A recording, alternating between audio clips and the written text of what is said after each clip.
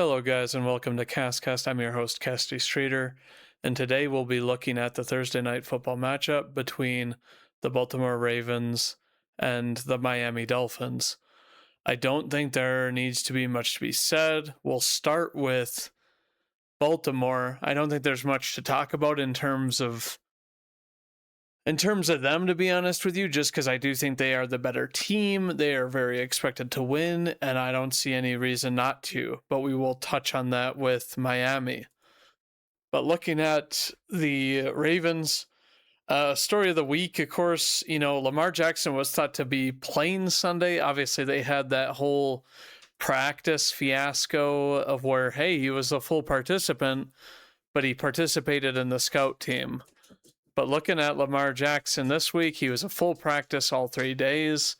I guess, obviously one of the days is a projection because they don't practice on Monday, the day after a game, and then only Tuesday and Wednesday practice, with the game being tomorrow. Obviously, he is going to be back. He was on the injury report, but with no designation, and he's going to play in this game. The thing that I noticed with this offense is that they are now fully healthy.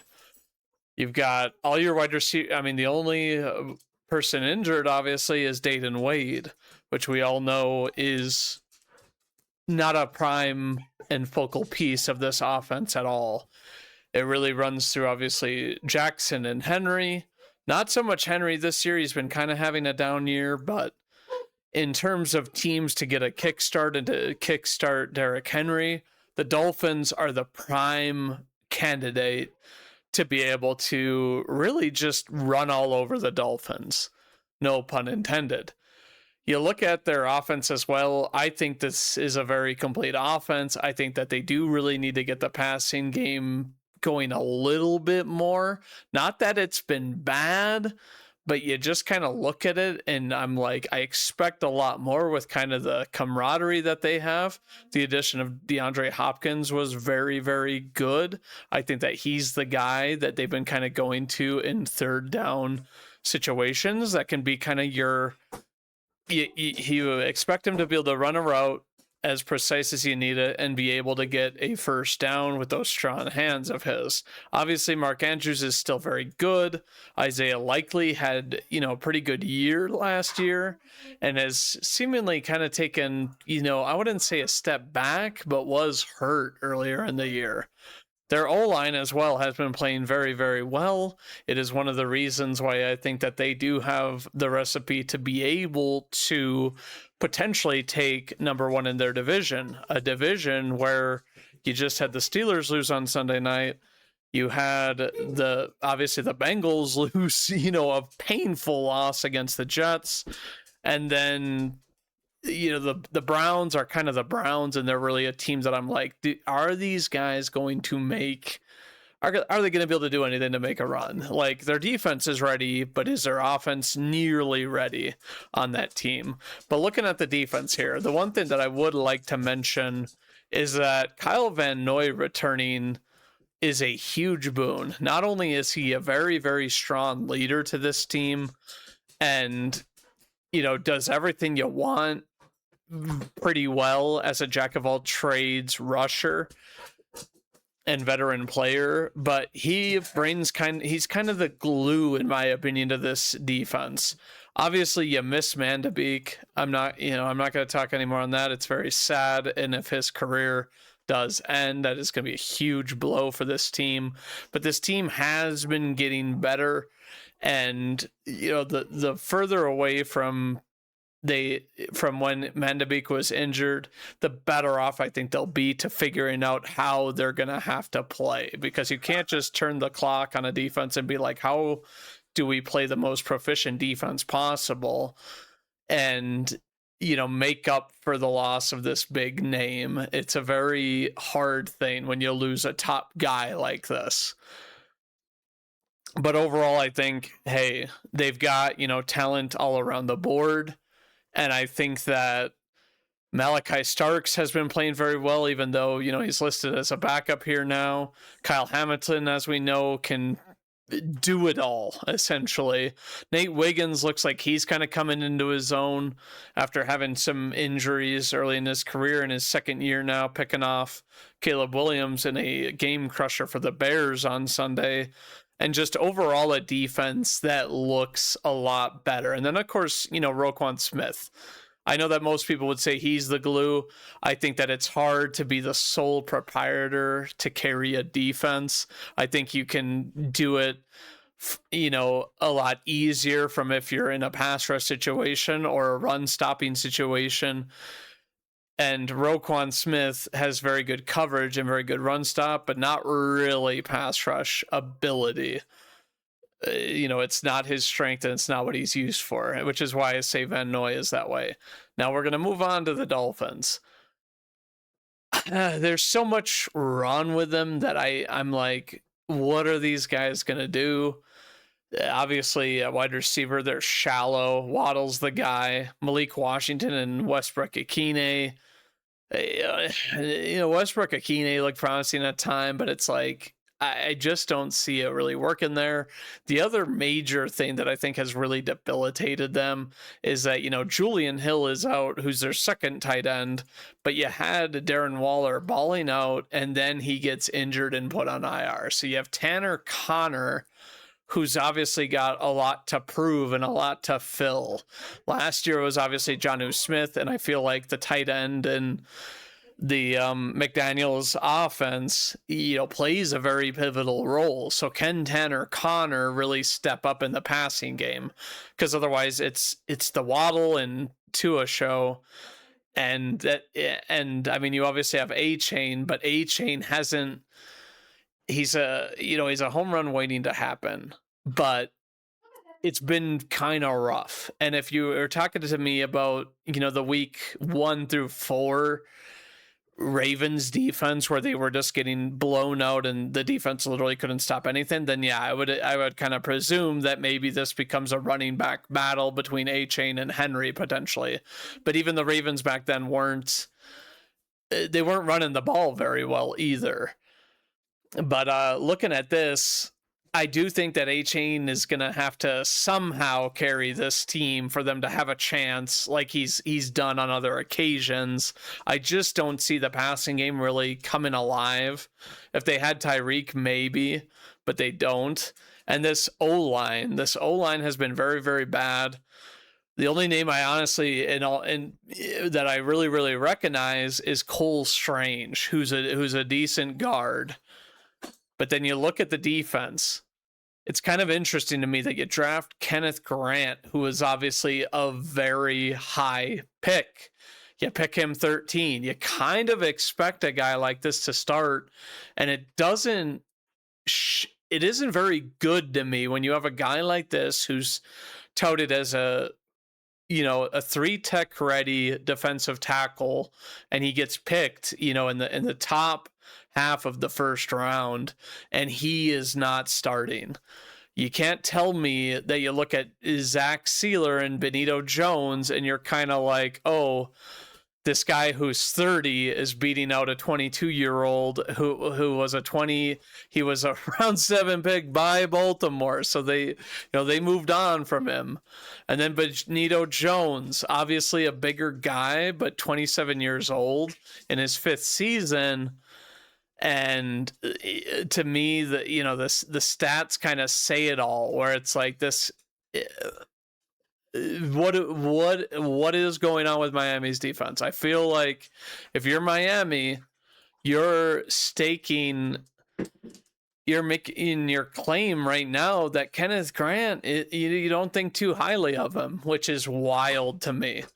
And then you got, Chop Robinson and Bradley Chubb. Chop Robinson has been kind of a breath of fresh air. It's kind of a good sign that he's ahead of Matthew Judon, who has been a consistent pass rusher for years. And so you have serviceable pass rushers and a decent rotation there. But if you can't stop the run, how often are these guys really going after the passer? So overall, looking at this team, and I mean, you're banged up in the safety. Ashton Davis isn't likely to play. Melifonwu is also banged up and injured. Minka Fitzpatrick can't just carry this group by himself. He's good. And then you just have, injury upon injury in your cornerback room. So it's like, who are these guys even playing? Like the only one that I know is Rasul because I'm a Packers fan and he was on our team for a number of years and had some good games. But you look at this team and overall to me, you look at last Sunday where they beat the Falcons. We really didn't get the Falcons team that they could be, and it's been the story of the Falcons that it doesn't even really matter who they're playing. They're just not putting up a good fight against certain teams, and they were coming off a bye.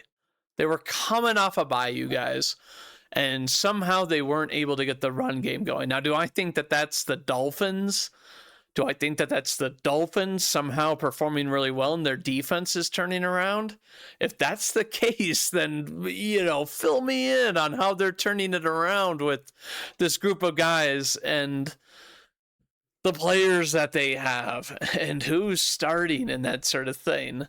So that's kind of my analysis on another thing. I guess the other, and overall looking at kind of their defensive stats this year, they just have let teams have a very high average of passing yards per play. I think it's like 7 yards average in each passing play or something like that. It's pretty wild. It's kind of ridiculous in the sense that 7 yards. I mean, it's going to be very easy to get, a few yards with Henry and then to be able to pass for 7. Not saying that's what the Ravens are going to do. They're likely just going to pound the ball away, and Lamar's going to be able to move really well with no injury designation. So it's like you're going to have to be dealing with that. And I just don't think the Dolphins on paper have a realistic shot. Now they put up some tough games against some decent teams, but I honestly expect Lamar to really have kind of all day back there. I just don't think that, if you're Miami, you need a pass rush. You need a pass rush. And looking at this, unless Chop Robinson has a game, unless Bradley Chubb really isn't that hurt, what are you going to do? What are you going to do to be able to, slow down the Ravens offense, which I know hasn't been like the craziest thing, but they do have a decent amount of passing yards despite having a couple of QBs rotating in and Lamar not looking the best this year. But if you're the Ravens, obviously the mentality is do or die. You kind of look at the articles here and it's like Lamar Jackson, where is it? Do or die each game a day ago. And of course that's true. And you look at their schedule, not that it plays a role into this game, but they kind of have the Dolphins, which to me is a must win. You obviously have 7 games played on the schedule. So you have 10 more games, right? And the favorable stretch of games is these next 4. You have Dolphins, Vikings, Browns, and Jets. Then the Bengals, we really don't know whether they're going to kind of turn it around. In their division, I feel like they have every reason to still try to play and make the playoffs. I think they have a reasonable shot just because of their high-powered offense. And if their defense, gets a little bit better, then they're going to outscore most teams. The Steelers, I expect them to kind of split with. Who knows? We'll see. The Bengals, could be a split as well. So that's, 1, 2, 3, 4, 5, 6. We'll give them the game at home. Patriots is kind of a loss to me. I think the Patriots match up well against the Ravens, and they've played very, very good football. So they're underdogs in this game. The Packers, obviously second week to end of the season. This to me looks like a loss right now. The Packers have looked very good at home. And they have a good pass rush and a good run defense, letting up only the second most amount of yards up until this point. I know that they've already had a bye, so that's kind of an unfair advantage. But it's like, you obviously have created this kind of uphill battle for yourself, but you obviously had a tough schedule to begin with, where you're playing a lot of playoff caliber teams this year, and teams that have gotten better now and have changed the outlook on your schedule. But Lamar Jackson knows what he's saying when he says do or die. And this is definitely a game that, like, if you lose this game, it's not looking very good for you. But that's going to be kind of it for me on this game, you guys. I don't expect it to be kind of a game that I think the Dolphins can win, unless for whatever reason the Ravens kind of shoot themselves in the foot. But overall, they're a lot more healthy than the Dolphins are. And the Dolphins, I just don't expect them to really have a repeat of performance where they limit the run, they limit the pass like they did against Atlanta. I think it just proved a lot about Atlanta and Kirk Cousins, more than it proved who the Dolphins could be. And we've known since last year, the Atlanta Falcons up and down, and it doesn't seem like that's changed.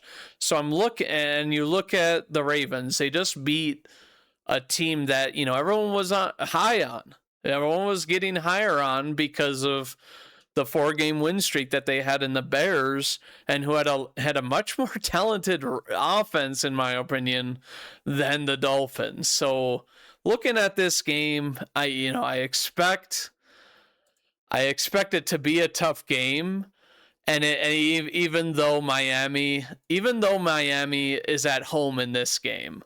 But tell me what you guys think, and as always, go Pack Go.